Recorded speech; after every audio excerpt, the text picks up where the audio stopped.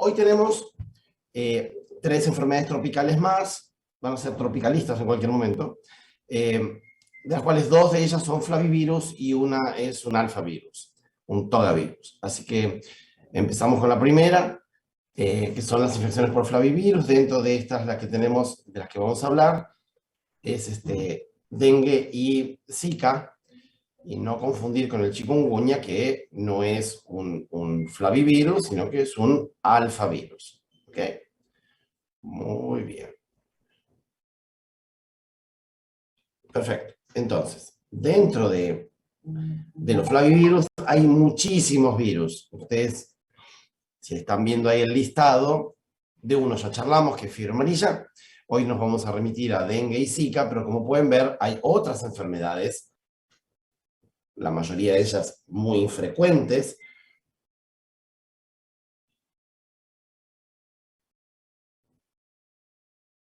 Perdónenme un segundo, porque tengo una docente que está medio desorientada. Tienen que haber recibido un mail, Cintia, tanto vos como Vanessa, como Florencia, que son las 3 que intervinieron en estas clases. Igualmente yo lo copié a Mario y a Sole para que estén al tanto de todo, y ahí les adjunté las clases porque se las envía a la alumna. Así que todos tienen todo. Ahí tienen un montón de virus que son más infrecuentes. De hecho, nosotros en el hospital tenemos un curso de enfermedades poco frecuentes, y dentro de esas hay una clase que es de enfermedades infecciosas poco frecuentes, en las cuales hablamos de cosas muy raras, como enfermedad de Powassan, la fiebre del bosque de Kiasanur o la encefalitis del Valle del Murray. ¿Okay? Son francamente infrecuentes. Pero después hay otros virus que no son tan infrecuentes y que en cualquier momento, así como en su momento el Zika se diseminó y empezamos a tener mucho más casos de lo que tenían. Para que se den una idea, yo di una clase de Zika en el año 2003. Cuando di la clase, los compañeros míos del servicio me miraban diciendo: ¿de qué habla este tipo? Es una enfermedad rara como mono verde que está restringida al África Oriental. Recién en el 2007, 4 años después, hubo un brote en la isla de Yap, que esto es en la Micronesia, esto es en el norte de Oceanía, hacia el este de lo que es Japón, y antes de llegar a Hawái, donde hubo un brote de esta enfermedad. Y después apareció un brote 2 años después en la Polinesia, y después la enfermedad se introdujo en las Américas. O sea que estos virus pueden variar en su diseminación geográfica y cambiar en el impacto que tienen sobre la salud pública. Hay 2 virus que hasta ahora han sido raros y que por ahora se mantienen como raros, que producen cuadros de meningitis al líquido claro, como es el virus Eleus y el virus Rocío. Ambos están en Brasil, o sea que los tenemos cerca. Y bueno, encefalitis de San Luis ya charlamos cuando hablamos de los cuadros de encefalitis. Entonces, avancemos con el dengue. Un poco de historia, como bien sabe que la historia la metemos donde podemos. Primer reporte clínico de dengue, o lo que se cree que fue dengue, en ese momento se llamaba Breakbone Fever, fiebre que rompe huesos o quebranta huesos. Se describió casi simultáneamente en 2 extremos del mundo. Uno es la isla de Java. Java es la segunda isla más importante, la tercera isla más importante, perdón, de Indonesia, después de Sumatra y Borneo, y en 1780 en la ciudad de Filadelfia.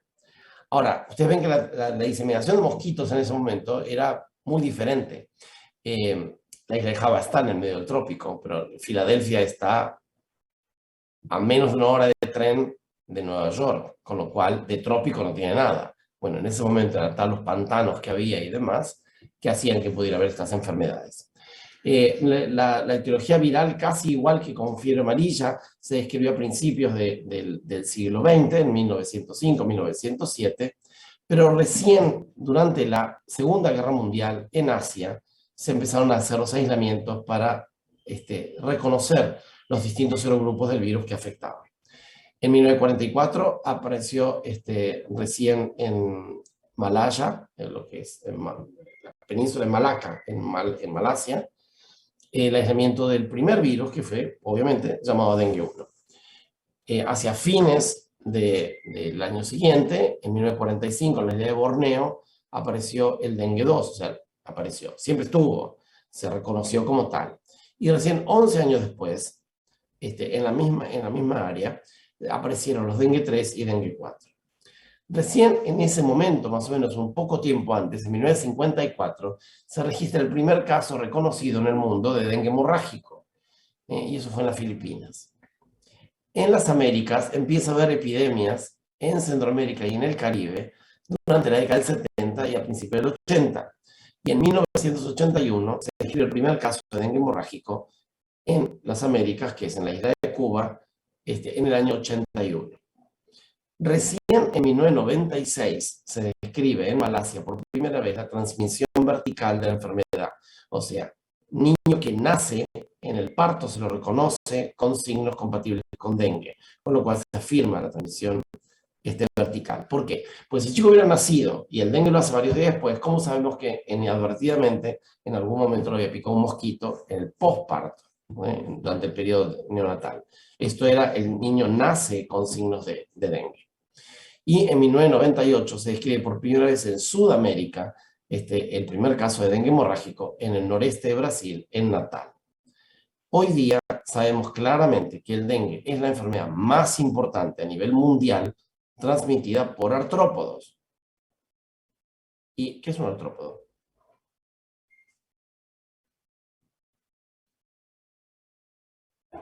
Artro por un lado, podos por el otro.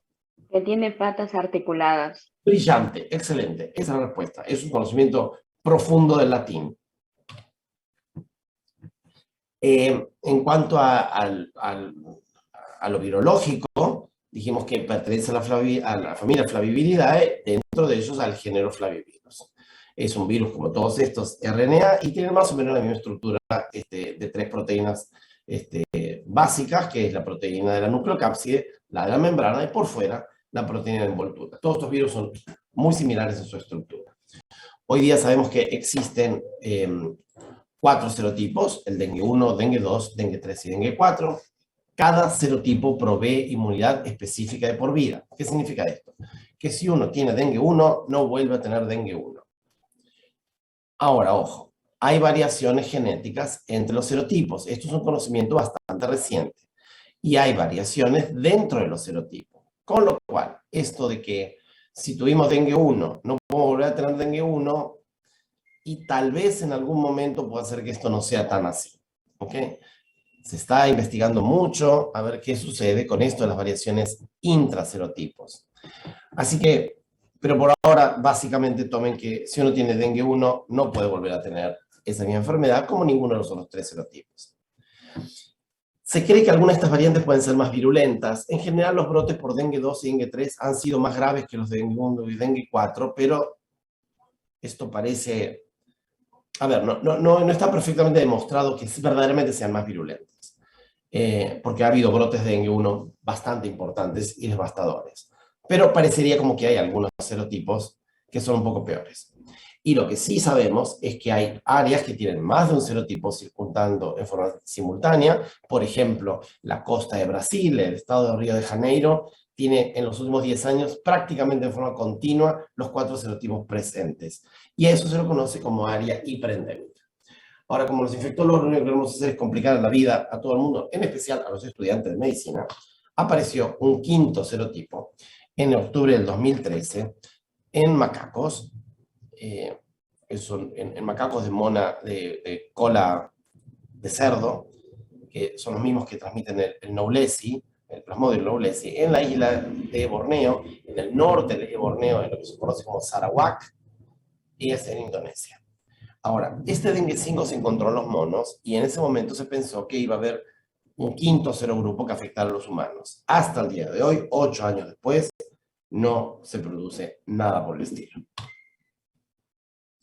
Como dijimos recién, es una entidad de distribución universal, es endémica en lo que es los trópicos, afecta en población que llega de 2.500 a casi 4.000 millones de personas. Por eso tiene la magnitud de gente que puede estar afectada por esto. En más de 100 países.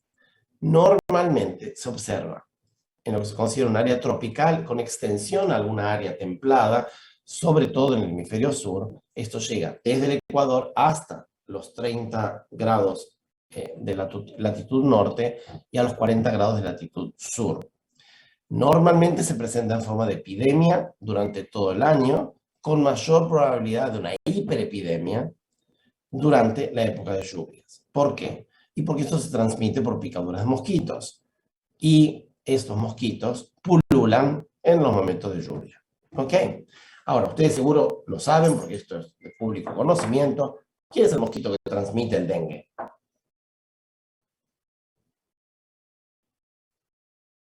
Muy bien. ¿Y alguien sabe que durante el último año y medio, estos microbiólogos, perdón, los entomólogos, no han tenido mejor idea que cambiarle el nombre a la Aedes? ¿Alguien sabe cómo se llama ahora la Aedes?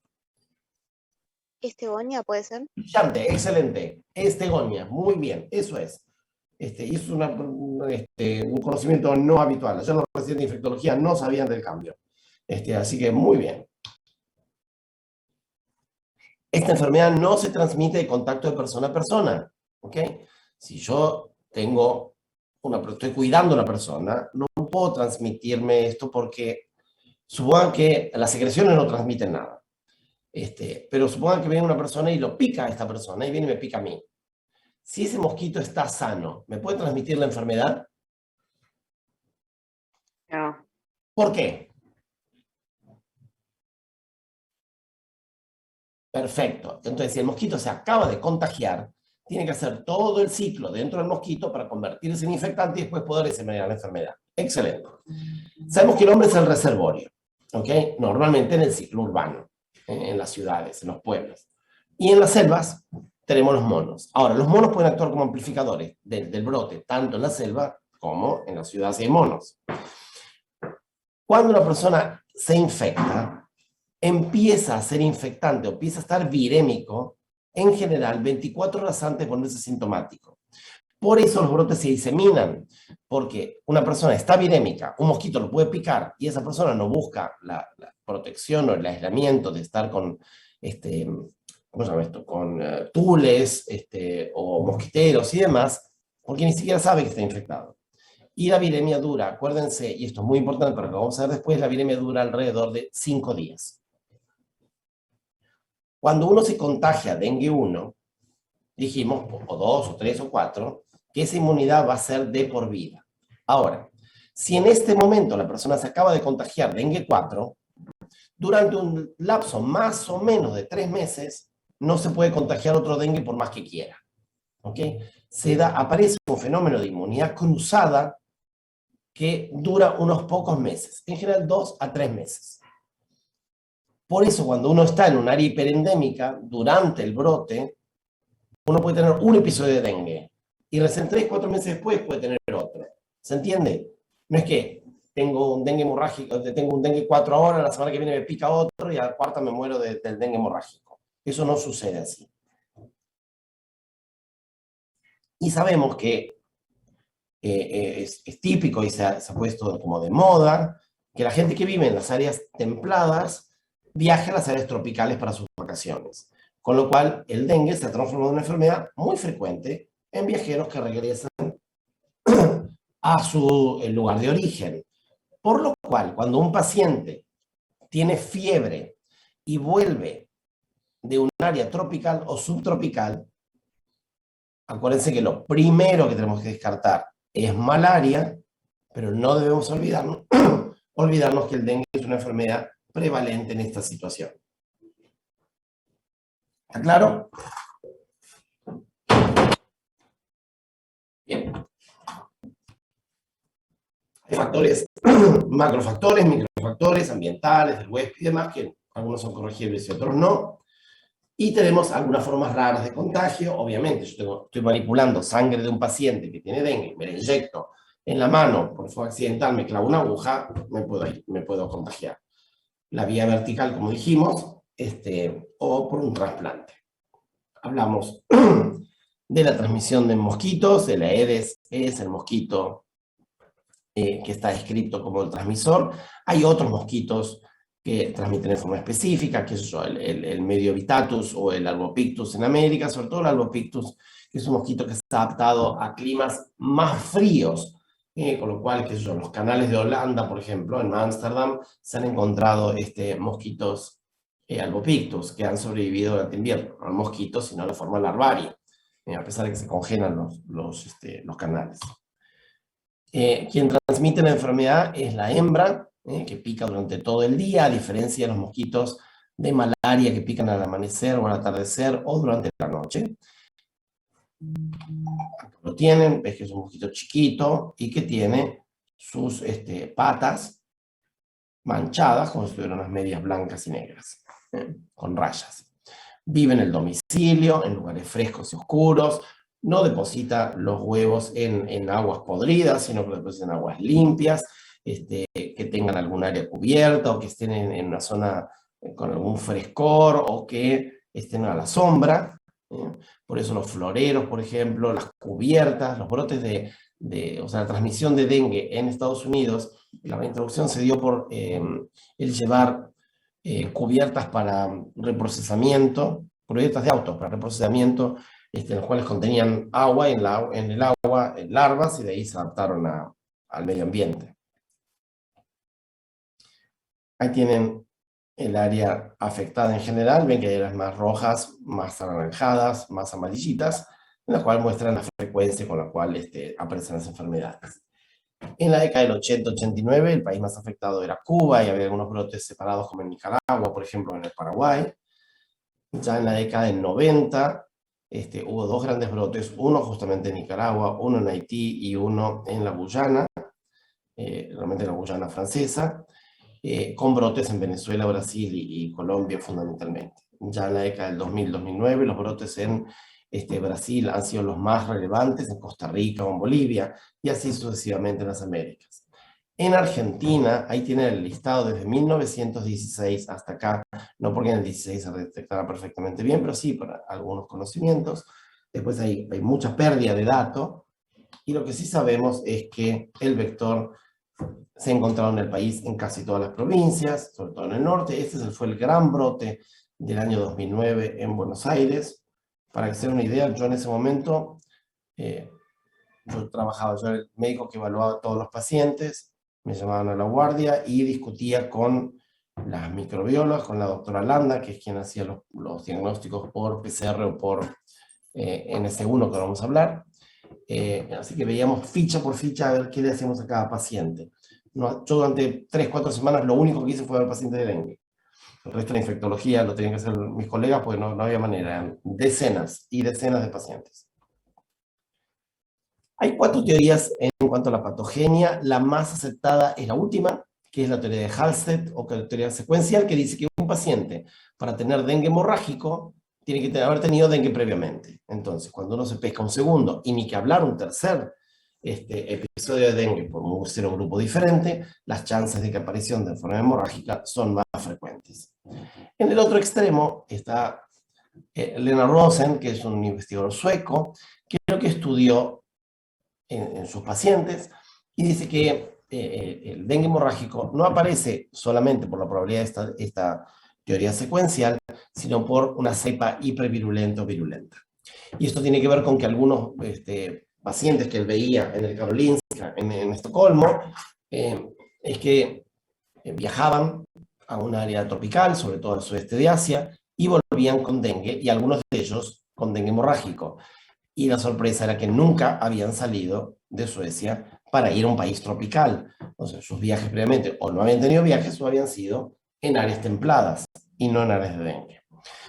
Por otro lado, hay 2 teorías, que una es la de Hammond y Pabry, que están bastante desprestigiadas, que Hammond dice que para que haya un dengue hemorrágico, aparte de dengue, tiene que tener un segundo virus, y Pabry dice que aparte de tener el virus del dengue, el paciente concurre con una enfermedad parasitaria. En concreto, la patogenia fundamental, al igual que en el hantavirus, al igual que en la fiebre amarilla, al igual que en la fiebre hemorrágica, lo que sucede es un aumento de la capilaridad. Ese aumento de la capilaridad hace, como vimos antes, extravasación de líquido, y aparte el virus, al ser presentado en las células dendríticas o por los macrófagos, desencadena toda una reacción de inflamación que es la responsable de esta enfermedad. El periodo de incubación puede ser muy corto, de 3 días, o muy largo, como hasta 2 semanas. En general, la primera etapa es una etapa febril que dura más o menos entre unos 5 días, un poquito menos, 3 a 7, pero en general dura 5. Tiene fiebre muy, muy alta, de ahí viene con unos dolores musculares y algunos que parecen óseos, pero fundamentalmente dolores musculares, las mialgias tremendas. De ahí viene el nombre de Brain Bone Fever, o fiebre quebrantahuesos, con una cefalea muy importante, sobre todo frontal, con dolor retroocular, como habíamos visto, que presentaba la fiebre hemorrágica argentina, con un cuadro gastrointestinal y un rash, que esto sí es muy característico, en tronco, en cara, en extremidades, y que es tremendamente pruriginoso, tanto en las palmas como en las plantas. Como pueden ver, hay distintos tenores de rash. Miren el rash de brazo, miren estas piernas, ven el abdomen, miren esto. ¿Cómo se llama esto de cuando yo pongo mi mano o una lapicera o algo en la piel, queda un dibujo?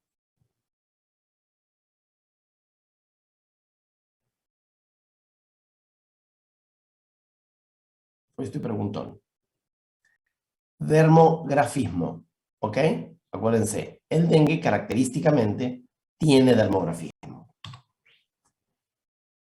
Estos pacientes pueden evolucionar en forma, la gran mayoría, este cuadro remite, la fiebre desaparece, mejoran y listo, cuando hay algunos otros pacientes que cuando baja la fiebre podemos estar yendo a esa etapa, en la gran mayoría, como les digo, a esa etapa de resolución del cuadro, o algunos de ellos, ese descenso de fiebre se ve inmediatamente después, seguido de dolor abdominal intenso, vómitos, derrame pleural o ascitis, hepatomegalia y sangrados, lo cual nos están diciendo que el paciente está ingresando en lo que se considera la etapa crítica.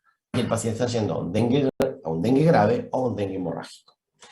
En estos momentos es cuando, si uno hace la prueba del torniquete, va a dar positiva. Ahora vamos a hablar cómo se toma la prueba de torniquete. Y el laboratorio tiene dos datos muy relevantes, que es la hemoconcentración y la trombocitopenia. ¿Se acuerdan que estas enfermedades todas cursaban con plaquetopenia? Por eso tenemos trombocitopenia, eso tiene que ver con el consumo de plaquetas. Y por otro lado, con la hemoconcentración, que esto tiene, como siempre, la explicación de cómo se produce una extravasación de líquido, se produce un aumento del hematocrito por concentración intraplasmática, intravascular, perdón. Si ustedes lo que hacen es tomar en esta área, sí, acá, por ejemplo, si no estuviera así hemorrágico, ¿no?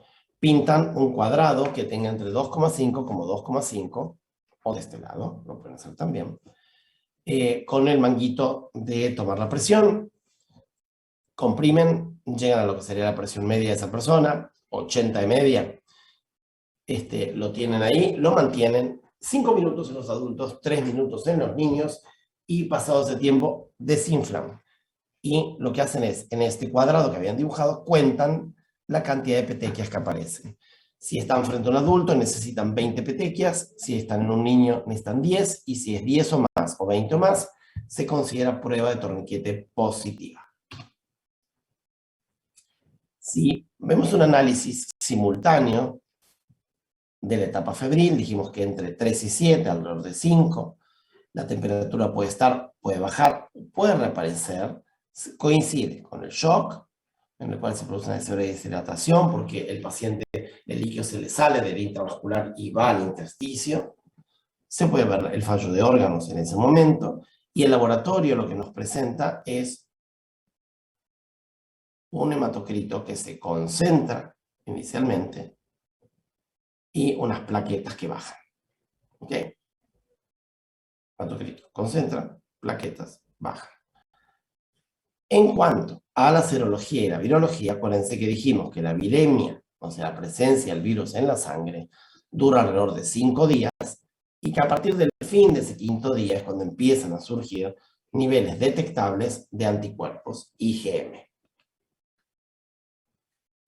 Durante esta etapa inicial de viremia hay una prueba que yo puedo pedir, que es una ELISA, que lo que no detecta, esa ELISA no detecta anticuerpos, sino que lo que detecta son partículas virales, y se llama NS1. Esa prueba es como si yo hiciera una PCR, pero la diferencia es que la PCR me va a decir si el paciente tiene dengue 1, 2, 3 o 4, y en cambio el NS1 me va a decir, ¿es dengue positivo o es dengue negativo? Nada más. ¿Se entendió la diferencia?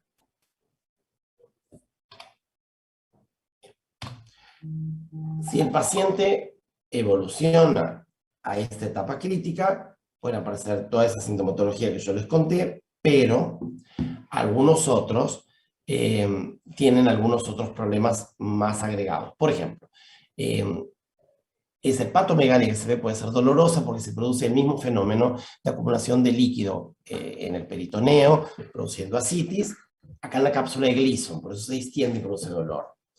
Puede haber síntomas neurológicos, si eso aparece es que el paciente está llegando a un estadio de shock muy grave. Yo dije que había una reaparición de la fiebre, lo que puede parecer es que el paciente se ponga hipotérmico también, lo cual habla de mayor compromiso, sobre todo vascular.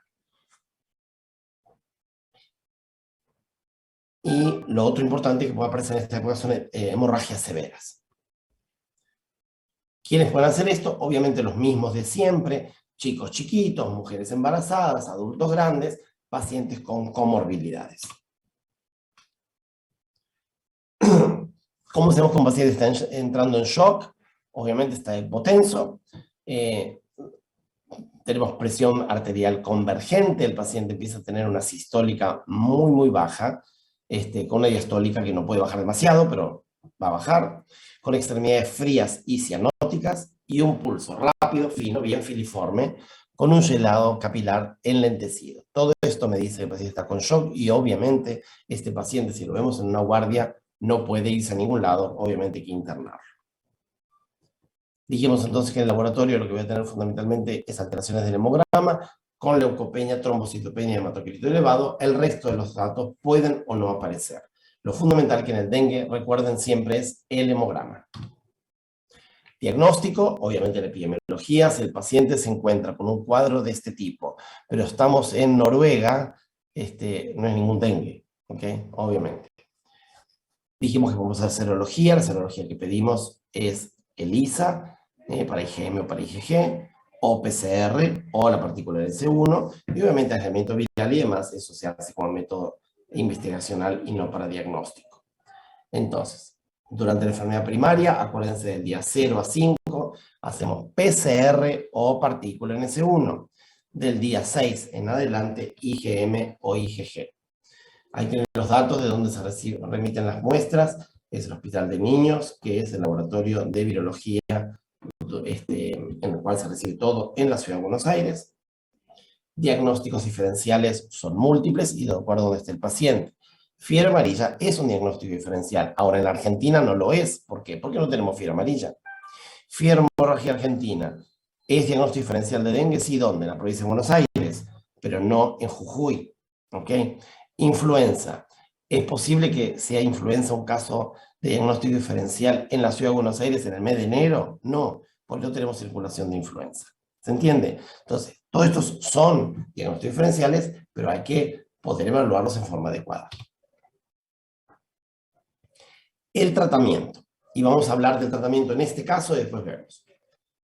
El tratamiento es agua. ¿Ok? Hay que darle líquido.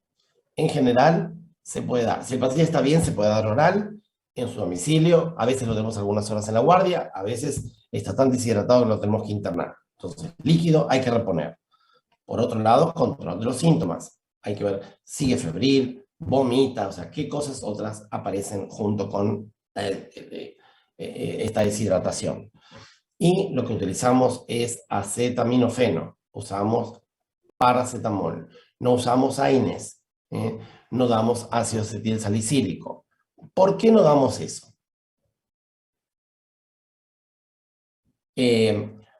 A ver, ¿son anticoagulantes? Antiagregantes. Esto me gustó mucho más, exactamente. Son antiagregantes. Va por el lado de lo que vos decías. Ay, Dios mío, profesor. Favorece el sangrado, ¿ok? Entonces nunca hay que dar ninguna medicación por el estilo. ¿Qué, Roberta? No, que te iba a decir que yo ya tuve tipo 3 dengues en mi vida. ¿3 Y de veces? ¿Y sobrevivió? Usted es una santa, sobrevive a todo. Y los virus la eliminan. Bueno, me alegro mucho que no le haya pasado nada y esté muy bien. No, incluso lo traté las 3 veces con paracetamol. Bueno, hizo muy bien, paracetamol está muy bien, lo que no tenía que hacer es tomar aspirina, no tenía que tomar ibuprofeno, diclofenac, ¿ok? Hizo bien. Ok. Pensé que... ok. Muy bien. Y por otro lado, parece una cosa, tampoco le van a dar un intramuscular a un paciente de esto. ¿Por qué? Porque la facilidad de que haga un hematoma glúteo va a ser muy grande. Entonces hay que tratar de evitar estas cosas. Ahora van a ver una serie de diapositivas que yo las voy a ir pasando, que es qué pacientes se hospitalizan y cómo se tratan, qué pacientes están más graves en pediatría o en adultos. A mí esto, la verdad, no me parece relevante que ustedes se acuerden de memoria todo esto. Yo se los dejo porque el día de mañana esta clase les puede servir o no, eso se fijarán, para control y cuidado de sus pacientes. ¿Okay? Tienen todos los protocolos de hidratación de un paciente en terapia, de un paciente en la sala, de un paciente en la guardia. Lo que importa que tienen que acordarse es que el tratamiento para el dengue es un tratamiento sintomático. Lo que se va a hacer es dar líquido, bajar la temperatura y no dar cosas que pueden complicar la situación. ¿De acuerdo? Y no mucho más. Doc. Bien, esto por ejemplo es algo que manda el Ministerio de Salud, que es clarísimo, y miren la diapositiva que viene, miren qué lindo. Ahí tienen todo lo que tienen que saber en una diapositiva. Entonces se la guardan, no la tienen que saber de memoria, por supuesto, porque no tiene ningún sentido memorizar esto cuando hay tablas donde uno puede utilizar la memoria para otras cosas. Doctor, Bien, ¿me escucha? claro. Me surgió una pregunta, porque Diga, me acuerdo que en Hantavirus no había que dar líquido. En cambio acá sí, claro. y en Bien. ambas hay edema. Perfecto. La diferencia es que en el dengue el mecanismo es fundamentalmente por una tormenta de citoquinas más que por el tema de la extravasación vascular. Y donde esta proteína que aumenta el gap junction que aparece en el hantavirus no está presente acá, con lo cual los pacientes logran manejar su líquido. Y el intravascular está mucho más despresionado que en el hanta. Entonces estos pacientes fundamentalmente sí necesitan líquido. A pesar de que, como decís vos y marcás, que tienen esa similitud en el mecanismo fisiopatogénico, los pacientes manejan el alto volumen de líquido en forma adecuada. Lo que necesitan es que se les aporte líquido acá, ¿ok? Sin duda. Ah, Ok. ok. Si ustedes ven, los pacientes que están internados tienen que estar con estos mosquiteros. ¿Por qué? Para evitar que mientras están virémicos puedan diseminar la enfermedad. Miren esta paciente. Está toda destapada. Miren tiene las patas afuera del mosquitero. Entonces, así es lo correcto, así es lo incorrecto. ¿De acuerdo? Por otro lado, lo que hay que hacer es controlar al vector. Hay que fumigar para matar a quiénes. La fumigación a quiénes manda. A quiénes mata, digo. Las larvas. Las larvas no. La fumigación lo que mata es a los adultos. ¿Ok? Y el desecado de los charcos y demás, eso es lo que mata a las larvas. Hay otras larvas que se ven afectadas no solo por el desecado, sino fundamentalmente porque a veces, por ejemplo, en los lagos de Palermo lo que se hizo fue introducir peces que se alimentan de las larvas de mosquitos. ¿Ok? Entonces quedan lindísimos los peces ahí en el lago y después se le pueden dar alimento a algún gato y por otro lado se comen los mosquitos y no hay mosquitos. Doctor, Diga. si tenés la pileta de tu casa con Sí, el agua estancada, eso es agua sucia, sí, no. pero no está tan sucia como para que no crezcan los mosquitos. Entonces, Ah, ah, si uno bueno. tiene una pileta, tiene que tener agua limpia, clorada. En el agua clorada no crecen los mosquitos. Ah, ok, ¿Ok? perfecto. Bien. Interpreté que el agua limpia era Sí, en una agua de un limpia crecen jarrón. mejor. Ahora, el agua crece de todo. Así que las piletas no hay que tenerlas estancadas, hay que tenerlas limpias como corresponde y cloradas. Sí, gracias. Bien, vacuna de dengue. Ahí tienen todo el desarrollo de vacuna de dengue y lo que yo quiero más que nada es que se acuerden de algo. La vacuna de dengue es Tetravax está en investigación, esta que aparece acá, y la que hay hoy día, yo no les puse el nombre comercial ahí, bueno, si quieren pueden anotarlo, se llama Dengvaxia. La vacuna de dengue es una vacuna útil solamente en países donde hay endemia de dengue. Si no es un lugar donde hay endemia, la vacuna es perjudicial. ¿Por qué es perjudicial? Es una vacuna que no hace respuesta adecuada a los 4 serotipos. Fundamentalmente al serotipo dengue 2, al serogrupo dengue 2, perdón, no hace una respuesta adecuada. Entonces, en los estudios que se hicieron en el mundo, se vio que si el paciente no había tenido dengue previamente y se vacunaba y se contagiaba de dengue posteriormente, hacía un cuadro de dengue peor que si no hubiera estado vacunado. ¿Se entiende? La vacuna lo sensibilizaba como si esto fuera un primer episodio de dengue. Con lo cual, el objetivo de la vacuna, que era prevenir, al contrario, lo que hacía era facilitar la aparición de la hemorragia. Entonces, la vacuna no está indicada, de hecho está contraindicada en pacientes menores de 9 años. No se puede dar en niños más chicos de esa edad. La vacuna en el resto de la población es efectiva, pero en países con endemia, en nuestro país, la única provincia que mantiene endemia anual, bueno, ahí tenemos una que es verdadera, que es Misiones. Misiones reporta en forma adecuada. La otra es la provincia de la Gran Mentira, que es Formosa. Formosa dice que no tiene caso de dengue. Entonces, explíquemela que en el Chaco, durante el último brote, hubo más de 25.000 casos de dengue.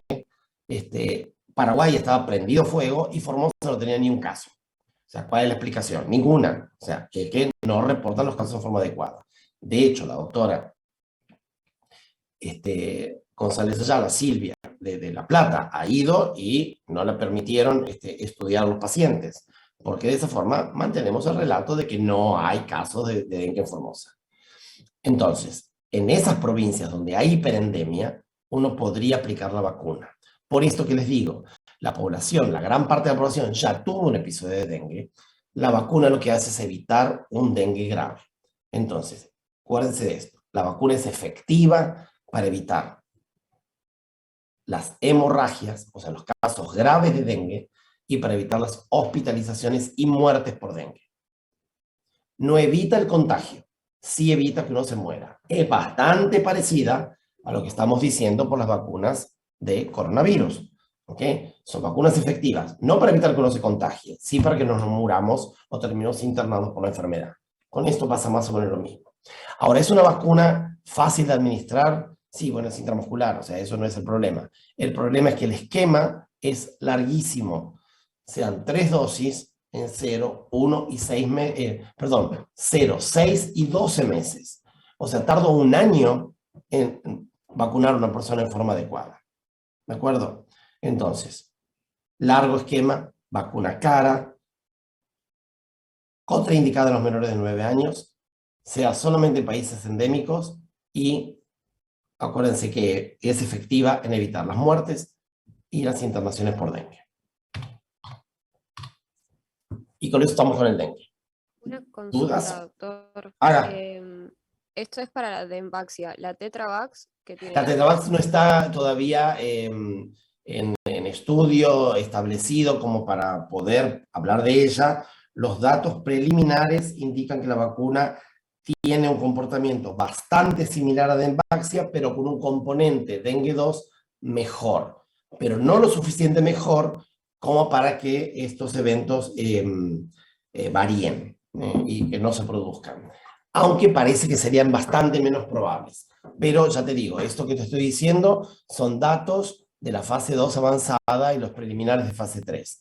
Después sobrevino todo el tema del coronavirus, con lo cual los estudios de esta vacuna quedaron de alguna manera relegados. Así que esperamos que en algún momento se retomen y podamos tener mayor información. Gracias.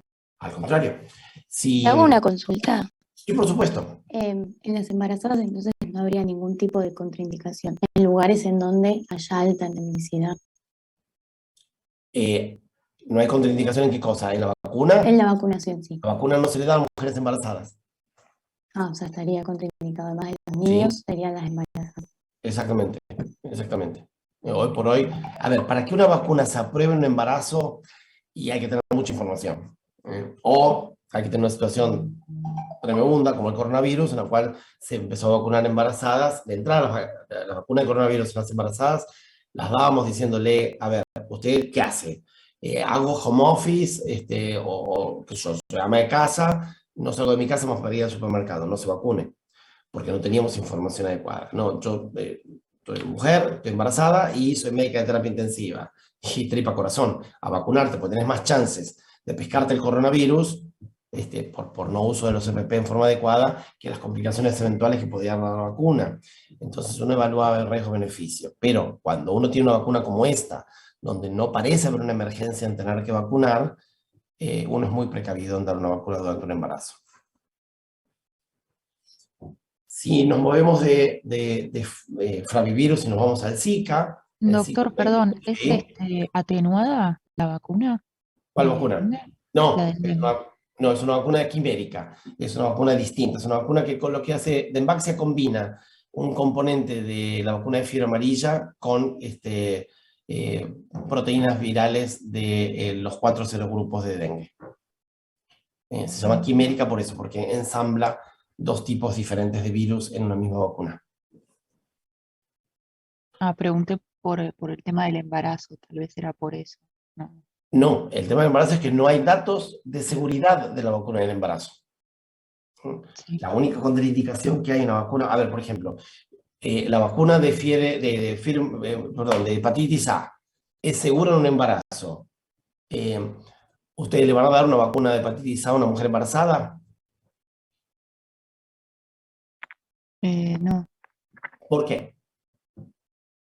Yo aprendí No en la la puedes clase dar, que no hay que no dar, puedes dar segura, pero no hay que dar vacunas de más en la embarazada. claro, hay que tratar exactamente, uno tiene que, no es una vacuna imprescindible, ¿se entiende? Es una vacuna imprescindible para la vida, pero en el embarazo, si a esa mujer después le surge cualquier complicación del embarazo, ¿quién demonios le va a sacar de la cabeza? A la mujer y eventualmente a la obstetra, que fue porque le dieron la vacuna de hepatitis A, ¿se entiende? Entonces, las vacunas que se dan en el embarazo son las vacunas que se deben dar en un embarazo, que son en el segundo trimestre del embarazo y que son, ¿qué vacunas? Hepatitis B. No, ¿Mm? durante el embarazo, segundo trimestre del embarazo.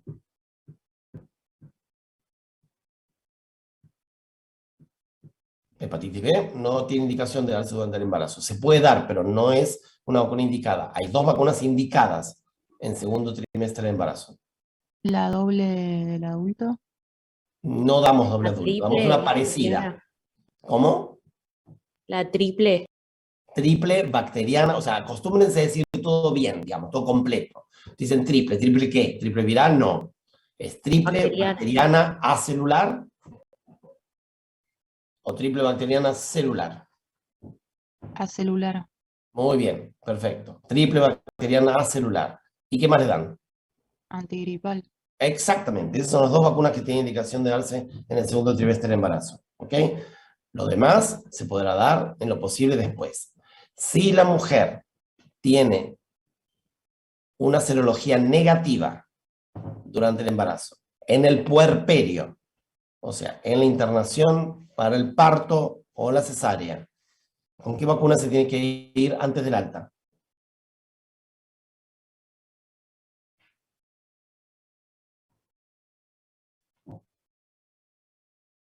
La vacuna que tiene indicación, si el paciente no tiene serología positiva, tiene que vacunarse durante el puerperio. ¿Qué vacuna es esa? ¿Serología para qué cosa? Y eso es lo que yo quiero saber, porque usted me tiene que decir qué vacuna es. Hay una única vacuna que tiene indicación de darse en el puerperio si la mujer no tiene antecedentes y tiene serología negativa.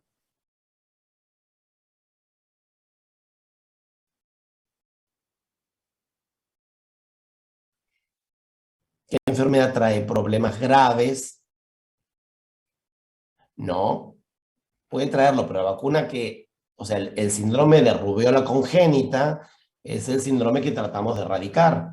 ¿Ok? Entonces, cuando ustedes tienen, durante el embarazo, testean y la mujer es rubiola negativa, hay una ley nacional de vacunación que dice que esa mujer del alta se tiene que ir vacunada. ¿Ok? Doble viral o eventualmente triple si no hay doble, porque las dos contienen el componente rubiólico, es rubiola sarampión o rubiola sarampión papera, se tiene que ir de eso. ¿Por qué? Porque de esa forma evitan que esa mujer en el próximo embarazo vuelva a pasar por lo mismo, del riesgo de contagiar una rubiola durante el embarazo. A la mujer no le va a pasar nada, pero al bebé sí. ¿Ok? Entonces, para erradicar el síndrome de rubiola congénita, se hizo esta ley que durante el puerperio, mujer que tiene serología negativa para rubiola se va vacunada del alta. ¿Ok? Doctor Martínez no nos contó nada de todo esto. Lo voy a agarrar de las pestañas. Seguramente sí, pero se Ya lo fue de están la defendiendo, memoria. ¿no? Son muy bien. Perdón, Muy ¿te bien. puedo hacer una consultita con vacunas? Dale. Había escuchado, o sea, no sé igual qué tanta verdad tendrá esto, que la de la varicela teóricamente se podía dar en embarazo. Es un horror Pero- grande como una casa. O sea, jamás en la vida, y esto se lo fijan, jamás le dan una vacuna a virus atenuado a una mujer embarazada. Claro, porque era Perdón, virus atenuado y era como muy contradictorio. eso Y escuché a es una persona taxativo. decir como que se daba y era Es como que muy contradictorio. en este país hay mucha gente que abre la boca y dice la primera pavada que se le ocurre. Entonces, ustedes saben que vacunas a virus atenuados no se dan en monocomprometidos, no se dan en niños menores de 6 meses, no se dan en mujeres embarazadas. Entonces, escuchan, ustedes dicen, deja de hablar pavadas. Ustedes Claro. saben más que ellos. Buenísimo. Perfecto. ¿Puede Bien, ser que se entonces, dé la de algún coco? ¿cómo? Eh, lo que había preguntado de las Sí. mujeres, la serología, ¿puede ser que se dé de algún coco? ¿Qué coco? Neumococo. ¿A la mujer embarazada que le den neumococo? Sí. El embarazo no es una situación de riesgo para enfermedad neumocóxica invasiva, entonces no tiene indicación. Al puerperio tampoco. No, lo que puede pasar es que la mujer sea una asmática y que hasta ahora no se vacunó, entonces estamos como con hepatitis A. Cuando termine el embarazo, ¿sí? Qué sé yo, pasa un tiempo, se le puede dar la vacuna porque la tiene indicada por su asma, por ejemplo. ¿Ok? Pero no por el embarazo. Ujú. ¿Ok? Bien, entonces arranquemos con el Zika. El Zika, dijimos, se toma el nombre porque en el año 1946... ¿Cómo? ¿Y cuál era la vacuna que se le tiene que dar si da serología negativa? Rubiola, Ah, la rubia. la doble viral. Eso dijimos, doble o triple viral. Bien, bien, gracias. Ok. Igual, doctor, esto lo volvemos a mencionar en la clase de exantemáticas, ¿no? Si yo avanzo con Zika y Bueno, sí, termino con perdón. chikungunya, arrancamos con exantemáticas. Ah, Sí, bueno, porque otro viene día. conmigo ahora enseguida. Ah, ¿es hoy? Claro. Ah, no sabía. Ok. Bien. Entonces, el Zika toma su nombre de un bosque que hay en Uganda, que apareció en 1947, mientras estudiaba fiebre amarilla. Aparece un virus nuevo en mosquitos, Aedes, específicos del área, Aedes africanus. Ahí se establece, con el tiempo, se sabe que este Zika era lo que se va a conocer el día de mañana como linaje africano. En 1966, o sea, varios años después, en la India y en el sudeste, aparece el linaje asiático. Y hasta antes del 2007, casi no había Zika en el mundo. Ahí tienen la evolución histórica de qué pasó con el Zika. Yo les conté que hasta ese año nada, en el 2007 apareció el brote de la isla Yap en los Estados Federados de Micronesia. Y esto aparece acá, en el brote de Yap. En el 13 aparece este brote grande en la Polinesia francesa, y ahí apareció algo que ya nos empezaba a poner los pelos de punta, es que empieza a escribirse síndrome de Guillain-Barré o meningoencefalitis asociadas a este eventual Zika. Durante el año 14 y 15 siguieron brotes muy importantes en todo lo que fue Oceanía. Hubo casos en la isla de Pascua, en las Islas Cook, en Nueva Caledonia, en Nueva Zelanda, en la Salomón, en Fiji. Y en el 15 finalmente se traslada a las Américas. Y esto cree que se introdujo porque se hizo el Campeonato Mundial de Canotaje en el noreste de Brasil. ¿Ok? Entonces, África, Asia, Pacífico, América. Diseminación de la enfermedad. Este fue el sitio de ingreso y el peor lugar del brote. A partir de acá se fue diseminando a todas las Américas en forma muy importante hasta llegar obviamente a la Argentina. La transmisión, como dijimos, de este virus es a través de las picaduras de los mosquitos Aedes, este GOMI actualmente, ya sea por el aegyptis, el africanus, el furcifer, de acuerdo a donde esté. Pero acuérdense que el Zika se puede transmitir por vía vertical, igual que el dengue, pero una cosa que es bastante más problemática, se transmite por vía sexual. Las secreciones vaginales y el semen pueden transmitir el Zika muchos meses después de haber padecido la enfermedad o haber estado en el área endémica. El primer caso de transmisión sexual se conoce por un hombre americano que vuelve a Dallas, en Texas, en Estados Unidos, por haber estado en Venezuela, sin haber desarrollado un Zika sintomático, y a su mujer, 3 meses después, hace un cuadro de Zika estando en Dallas, donde no hay Zika, y la mujer no había salido de Texas. Ahí se estudia al hombre y se sabe que se aisló el virus en el semen y se supo que la transmisión fue de ese tipo. Doctor, perdón, ¿cómo dijo? ¿Después de haberse tratado o no? ¿Después de haberse contagiado inclusive por muchos meses? Exactamente. Hasta 6 meses posteriores de haber estado en un área endémica, el hombre puede transmitir la enfermedad. La mujer lo puede hacer entre 2 y 3 meses, el hombre hasta 6. Gracias. Bien. Periodo de incubación un poquito más corto que el dengue. La clínica es bastante más asintomática. Casi el 80% de los pacientes con Zika no tienen síntomas algunos. Los que sí tienen síntomas tienen alguna fiebre, un rash muy leve, algunos tienen conjuntivitis, pero fundamentalmente la patología está en las mioartralgias. ¿Ok? Sí se han descrito complicaciones. Una de ellas es el síndrome de Guillain-Barré. La otra complicación, y esto apareció en el noreste de Brasil y de ahí se vio en el resto de las Américas, son casos severos de microcefalia. Los niños nacen con severísima microcefalia, retraso en el crecimiento, muy importantes malformaciones oculares y lo que se llama artrogrifosis. La artrogrifosis es la deformidad que se llama deformidad monstruosa, tanto de los miembros superiores como los miembros inferiores.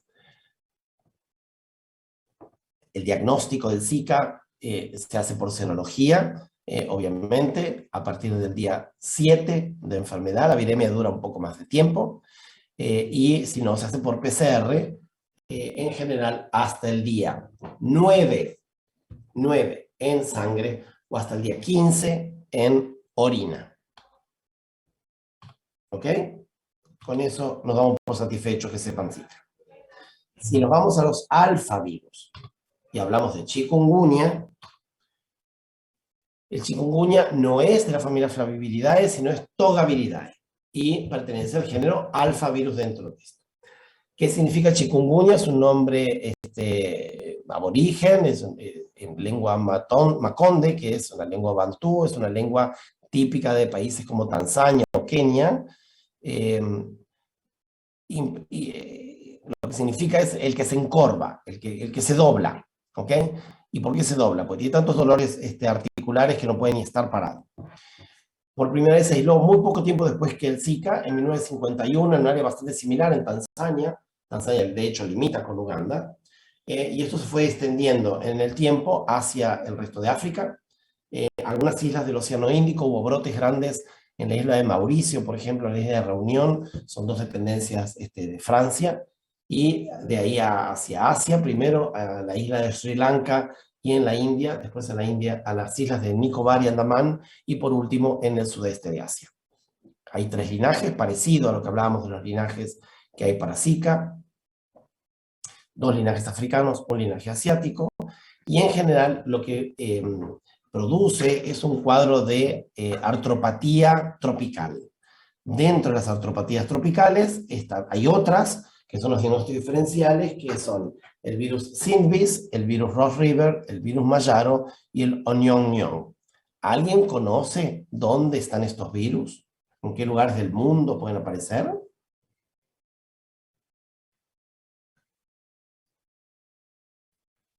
En América tenemos el Mayaro. El Mayaro apareció en la isla de Tobago y de ahí se diseminó hacia el norte de Sudamérica y lo que es Panamá. El Ross River es el virus que se encuentra, produce lo mismo y se encuentra en Oceanía, cerca del río Ross.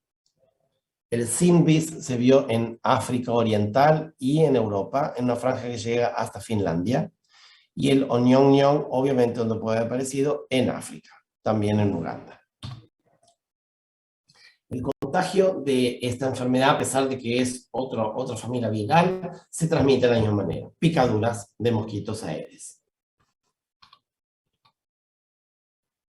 Tenemos o humanos o monos con viremia, el mosquito se alimenta, hace el periodo de incubación extrínseco, el mosquito se convierte en infectante, se vuelve a alimentar y ahí transmite la enfermedad y después de un periodo de incubación determinado se produce la viremia en el hombre y el hombre se infecta. Doctor, Sí, ¿es el mismo vector o dijimos, sea, Aedes. de todos los tipos de Aedes? Sí, claro. Ah, ¿y hay congénita? Exactamente igual. Ah, ok, gracias. Contrario. El periodo de incubación es un periodo más corto todavía que en los anteriores. Es a lo sumo de 7 días. El periodo de estado es más corto también, durante 3 y 10 días, con fiebre, con algo de rash, pero fundamentalmente con artralgias y o artritis, severas artralgias y artritis.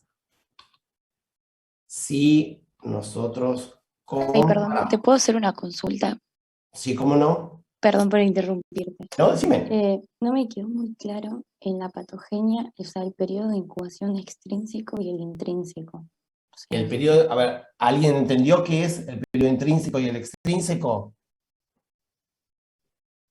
No. Este periodo de incubación es el periodo de incubación en el mosquito. Y este es en el hombre. El extrínseco porque es externo al hombre. claro. En que el mosquito se alimenta de alguien virémico, desarrolla la enfermedad y acá cuando vuelve a alimentarse es cuando ya está en condiciones de transmitirla.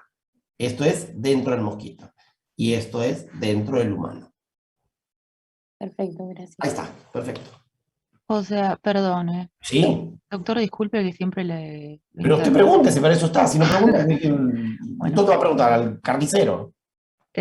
Los mosquitos siempre tienen que estar enfermos para transmitir todas estas, No. A ver, ¿no? a ver si es esto. Tienen que estar infectados, no enfermos. ¿Ok? Porque si el mosquito estuviera enfermo, se moriría. Es como el concepto del ratón del hantavirus.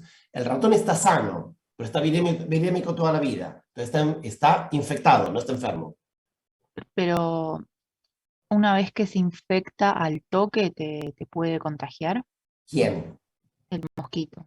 Volvamos Tiene a que... repetir la primera clase. Ahora sí que no estamos estudiando nada. En la primera clase que yo les di de estas enfermedades, yo les dije que el mosquito se contagia si hace un periodo de viremia propia, se transforma en pupa, hace todo un estadio y después se puede transformar en infectante.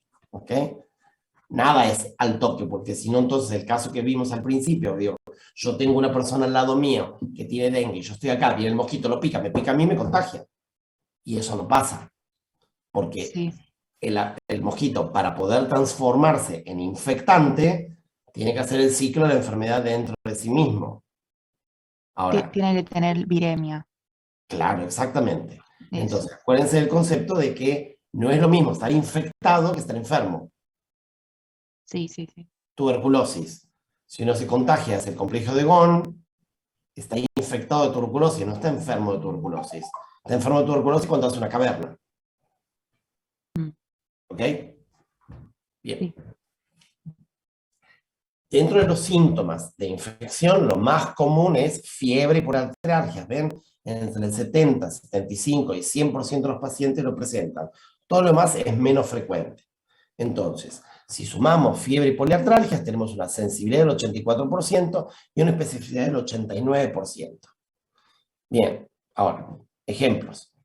Podemos tener rash, eritema, miren estas rodillas cómo están, una afectada y una no, las manos. Este es el rash que puede aparecer. Algunas lesiones bullosas, esto es muy raro de ver, pero está descrito. ¿Ok? Y hay formas más graves, obviamente, como siempre. ¿Quiénes tienen formas graves? Los niños chiquititos, los ancianos, los inmunocomprometidos, las embarazadas. Si ustedes le preguntan de estas enfermedades, ¿quiénes tienen casos graves? Usted nombra estas 4 cosas, las pegan siempre. Una cosa que es importante es, si uno tuvo chikungunya y se cura, tanto de forma clínica, sintomática o asintomático, eso da inmunidad de por vida. El tema con el chikungunya es que si uno sobrevive bien a la etapa aguda, con el correr de los meses, puede presentar lo que se llama enfermedad subaguda, que se caracteriza por la reaparición de los síntomas, ¿sí? Que en general cursan con una poliartritis distal, una exacerbación de ese dolor que teníamos antes, tenosinovitis, y aparece síndrome de Raynaud, y una cosa neurológica de una severa depresión. Cuando estos síntomas, con tratamiento sintomático, pueden revertir, el paciente se cura de esta enfermedad subaguda. Pero si estos síntomas subagudos persisten más de 3 meses, a pesar del tratamiento, se considera que el paciente ingresa en lo que llaman enfermedad crónica. Y esto puede durar muchos meses, hasta algunos años. ¿Ok? Es una enfermedad terriblemente incapacitante y con muy mala respuesta a la terapéutica. Hay otros pacientes que hacen de forma rara, cuadros más extraños, como ser meningocefalitis, una neuritis óptica, una miocarditis, una nefritis. Hay compromiso de muchos otros órganos. Pero acuérdense que lo fundamental es fiebre y poliartropatía. En el laboratorio, como todas estas enfermedades, ¿qué producen? Anemia, leucopenia, trombocitopenia. No producen mucho más que esto. Diagnósticos diferenciales, decenas, malaria como vimos, dengue, leptospira, estas enfermedades que les nombré recién, las que dan otras artropatías tropicales, o algunas enfermedades que no son infecciosas. Por ejemplo, la fiebre reumática, la artritis reumatoide juvenil, el síndrome de superposición y demás. Acá lo que yo les hice fue un cuadro en el cual ustedes pueden comparar chikungunya, dengue y zika. Si ustedes ven, la más aguda de todas suele ser el chikungunya. La que da el cuadro más prolongado y con más fiebre es el chikungunya. La que da mayor rash es el zika. La que aparece el rash más frecuente, más precoz, es el chikungunya. Dolor retroorbitario, dengue y zika, nunca el chikungunya. Severas artralgias, el chikungunya. Severas mialgias, el dengue. También el zika, fundamentalmente el dengue. Laboratorio, el que eleva el hematocrito es el dengue.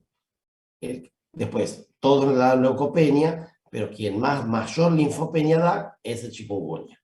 Con eso puede hacer alguna diferencia como para poder comparar las 3 enfermedades.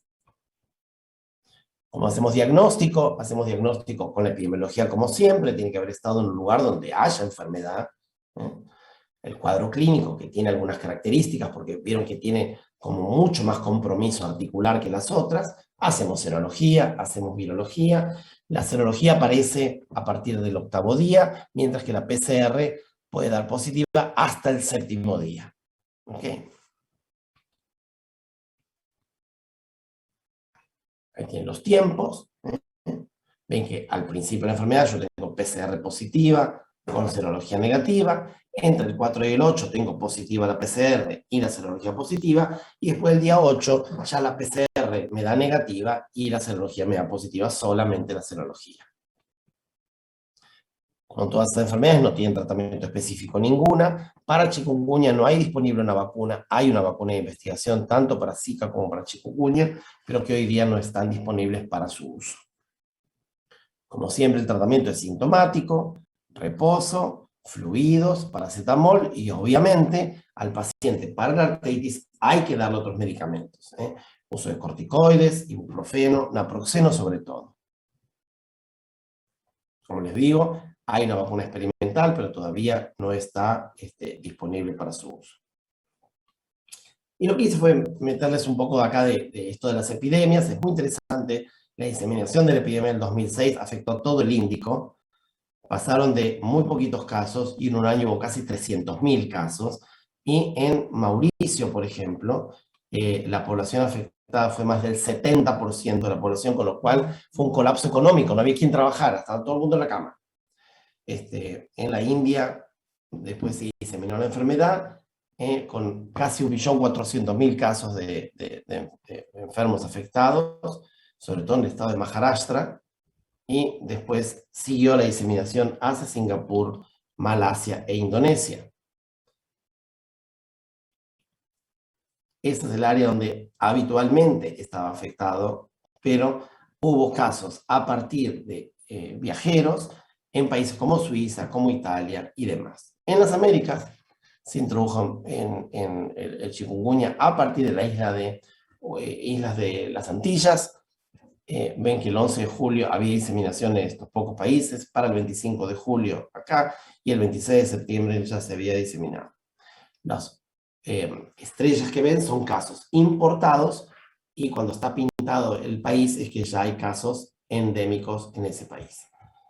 Como ven, esto para la semana 49 del 2015 había diseminación, y para la semana 52, o sea, para el fin del año, ya los países Argentina y Perú también estaban incluidos. Hoy día las áreas hiperendémicas o de casos descritos locales son estos. Francia e Italia se incluyeron. Con lo cual, lo único que tenemos que hacer con las tres enfermedades, fundamentalmente, es protegernos de las picaduras de los mosquitos. ¿Ok? Tenemos el repelente, el Off Tapa Verde, como habíamos hablado en algún momento, se utiliza cuando tiene un 25% de concentración durante un periodo de 3 a 4 horas. Si pasa ese tiempo y uno sigue expuesto en el medio ambiente, hay que volver a aplicarse. Si no, no tiene ninguna efectividad.